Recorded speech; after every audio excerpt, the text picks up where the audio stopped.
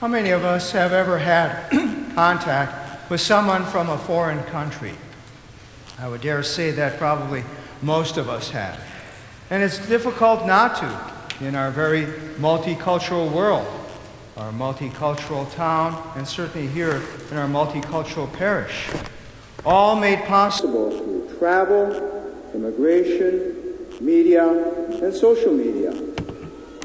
But I remember back as a kid growing up in the 60s in my hometown of Manitowoc, Wisconsin, that for a very good part of my young childhood, about the only people I ever saw or encountered in my hometown were people who were Caucasian, of Polish descent, Slavic, German, or other European countries.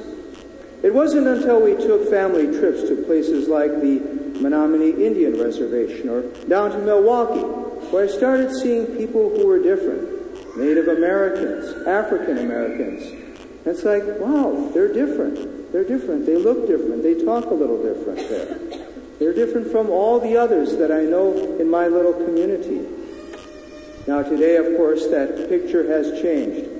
My hometown, Manitowoc, is very multicultural. We have people there of European backgrounds, African backgrounds, Asian backgrounds, Hispanic backgrounds. It's really become more of a melting pot. Now, how many of us have also traveled, though, to a foreign country?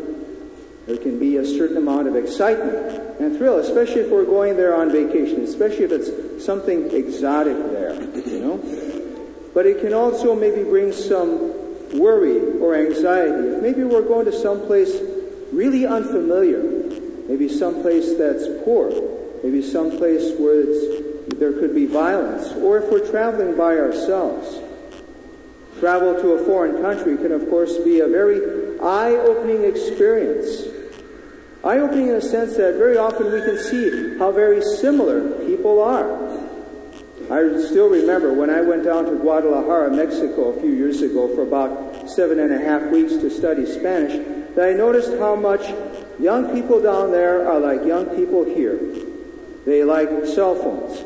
They like iPads. They like music. They like clothes. They like the mall. They like Starbucks coffee. Same thing as any American kid here. They like it down there.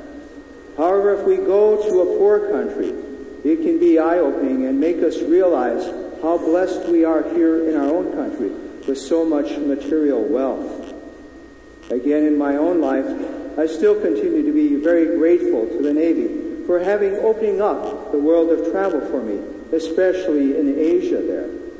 And of course, our military still often go to foreign places that could be exotic and fun, but also places that are dangerous and deadly, as we've seen recently by the 30 men who were shot down in the Chinook helicopter recently in Afghanistan. Or Aiden Gonzalez, the young Marine whose funeral is going to be at Our Lady of Guadalupe Parish this week because he was killed in Afghanistan.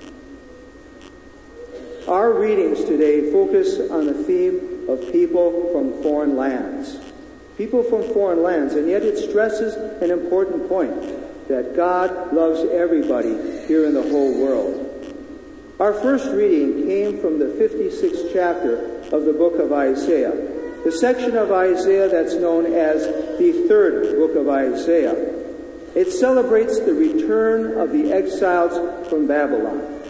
Again, the northern kingdom of Israel was conquered in 722 BC. Judah followed several years later in the year 587 BC. And it wasn't until King Cyrus of Persia issued an edict in 538 BC that the Jews were allowed to return back to their homeland. When they were taken away as exiles, they became foreigners in a foreign land, and not by their own choice. These chapters in the book of Isaiah are kind of a series of oracles, or poems, that deal with various religious themes. But they also celebrate the restoration, a joyful restoration of the people coming back to Israel. In this one that we read today, we hear that the Lord's house is going to be open to all who believe. The temple in Jerusalem, which was going to be rebuilt, was going to be open to all who believe. Now, of course, this is very different, because prior to that, in the Jewish mentality, only pious and faithful Jews were allowed into the precincts of the temple. Even in Jesus' own day, with the magnificent temple of Herod, Gentiles were allowed only in the court of the Gentiles, the big plaza out around the temple. And there were warning signs on the entrances to the inner courts forbidding anybody who was not Jewish to come in there. But here we see, in what we read today, kind of a shift in attitude. The author is saying that God's love is open to everybody. But there are some conditions. We heard some conditions in there, right? And what were they? People had to join themselves to God. They had to minister to Him. They had to become His servants, to keep the Sabbath, to hold fast to His covenant. In other words, they had to be willing to reciprocate back to God. And we heard in there, he said that the Lord's house was going to be a house of prayer. A house of prayer for everybody. Okay? And we see it certainly here in our own St. Francis Parish, where our house is open to everybody. We have liturgies here in English, in Spanish, in Latin, and in Vietnamese. And this idea of the church being a house of prayer certainly can't be emphasized enough. Sometimes in some churches, in the effort to be very open and welcoming, the church seems more like a social hall or a meeting hall and not this place of prayer. It seems to be too often where people just freely talk or get up and walk around whenever they want. And no, our church, open to all, still needs to be a house of prayer, because we all need that sense of the sacred. We all need to come to a sacred space and experience God here in a house, in a quiet house of prayer.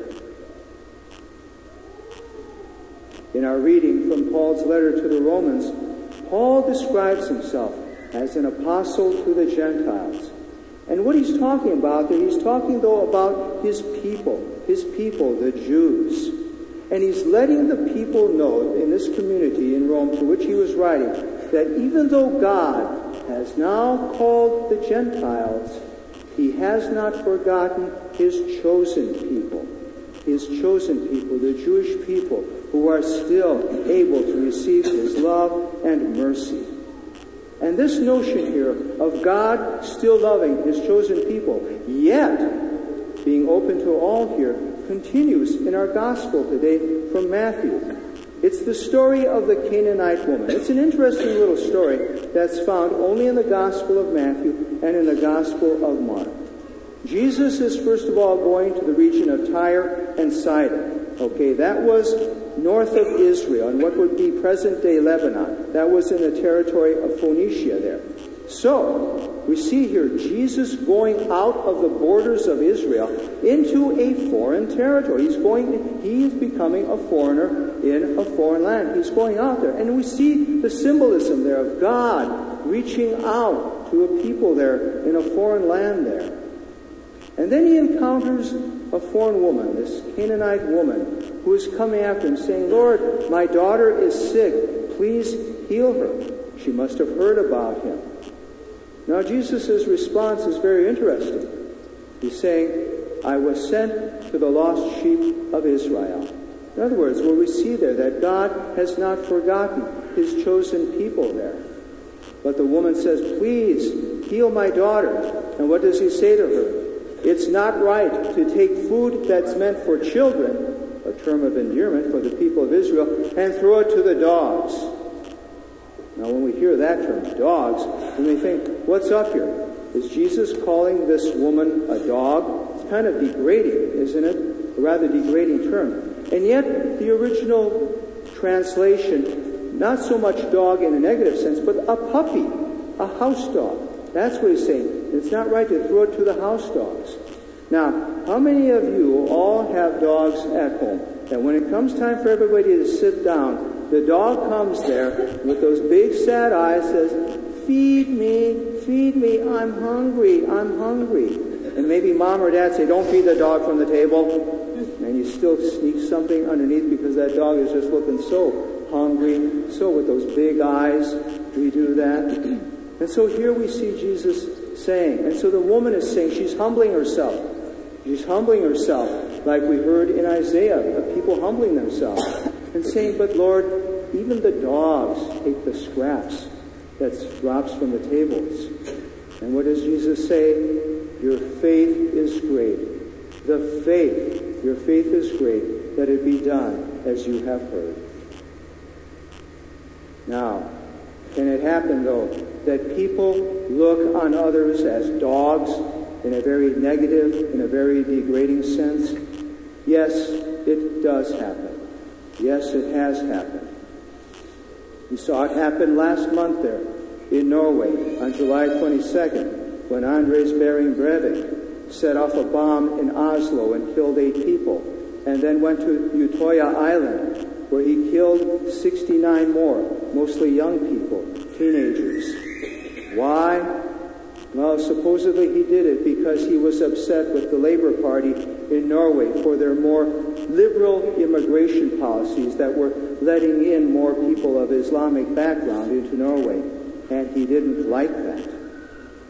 Here in our own country, we continue to deal with the issues surrounding immigration, don't we? It keeps coming up time and time. Some people are welcomed, some are disliked, and probably for the same reason. They're different. We like them because they're different, or we dislike them because they're different. The point of our readings this weekend is to remind us that all of us, we're all children of God. God is a father to each one of us, and we should treat each other as children of God. And what's interesting is, by his own pure nature, God is not human. He's spirit. He's not human. But what did he do? He took on a foreign nature and became human for us. And every time we celebrate the Mass, he continues to do it. He takes on an even more foreign nature in the form of bread and wine. Why? Because he loves us. He wants to feed us. He wants to be with us.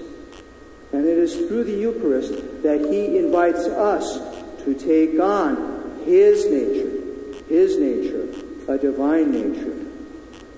And so, today, may all of us continue to be more like God and look on each other, whether we're native or foreign, as his children. May we continue to look on each other as children of God and be a partner with God in extending his love and mercy to all.